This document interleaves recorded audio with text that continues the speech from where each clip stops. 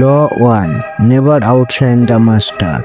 দেখো, এই ল এর সোজাসুজি মানে হচ্ছে, যদি তুমি পাওয়ারেড গেমে টিকে থাকতে চাও তাহলে কখনোই গুরুর সামনে নিজেকে গুরুর থেকে সেনা বা স্মার্ট দেখানোর চেষ্টা করো না।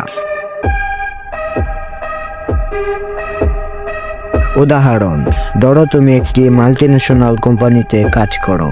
এখন তুমি তোমার মাথা কাটিয়ে অনেক কষ্ট করে এমন একটা প্ল্যান বানালে যেটা তোমার কোম্পানির রেভিনিউকে 2x করতে পারে। এখন মনে মনে তুমি খুশি অনুভব করছো এবং উজ্জীবিত হচ্ছ আর ভাবছো, কাল আমি বসের সামনে গিয়ে সবাইকে প্রমাণ করে দেব আমি কতটা জিনিয়াস। আসলে তুমি ভুল ভাবছো। তুমি ভাবছো বসের সামনে গিয়ে সবাইকে দেখিয়ে দেব আমি কতটা জিনিয়াস, আমি কতটা এগিয়ে।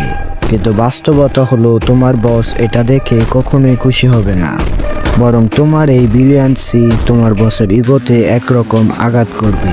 সে হয়তো সামনাসামনি তোমার প্রশংসা করবে, কিন্তু ভিতরে ভিতরে জ্বলবে আর ভাববে, আমার কোম্পানিতে কেউ আমার থেকেও বেশি জিনিয়াস, তাহলে কালকে সে হয়তো আমার জায়গা দখল করে নেবে।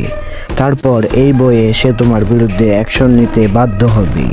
তোমার আইডিয়া সে ঠিকই নেবে, কিন্তু